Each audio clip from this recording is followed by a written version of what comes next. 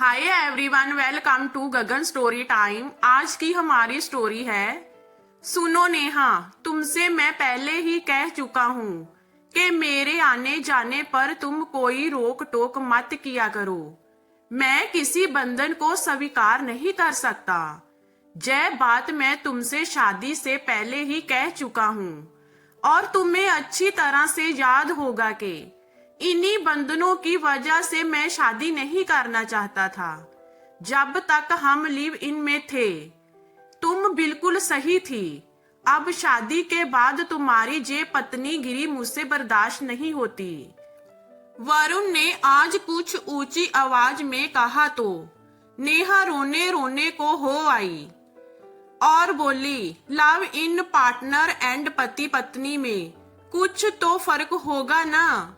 तुम तो अब भी लव इन की तरह रहना चाहते हो। कोई जिम्मेदारी नहीं, रिश्ते का कोई लिहाज नहीं।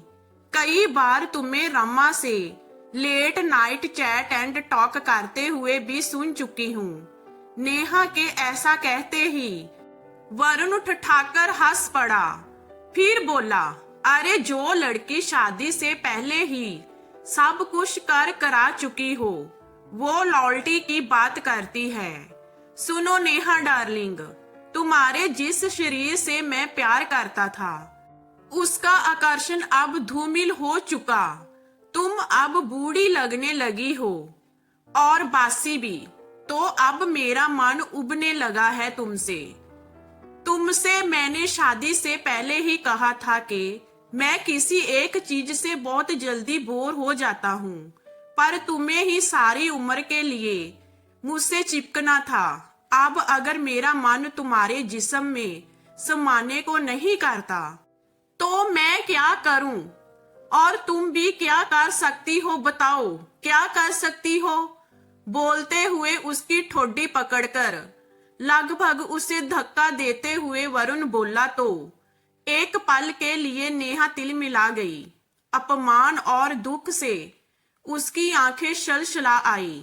फिर सवर को थम संभा स्थित बनाते हुए बोली, मैं कुछ नहीं कर सकती। जे तुमने कैसे सोच लिया? मैं तुम्हें छोड़ सकती हूँ, तुम्हें तुम्हारी ही भाषा में तलाक दे सकती हूँ। सुनो, मैं तुम्हें तलाक देती हूँ। तलाक तलाक तलाक कहकर नेहा कमरे में जाकर खुद को आत्मविश्वास से दर्पण में निहारने लगी और फिर अपने रुखसती की तैयारी करने लगी। इधर वरुण सोच रहा था कि उससे ज्यादा तो नेहा वरुण से उब गई थी। तो ये हमारी स्टोरी आपको कैसी लगी हमें कमेंट में बताइए। लाइक कीजिए, शेयर कीजिए एंड वॉचिंग के लिए थैंक यू।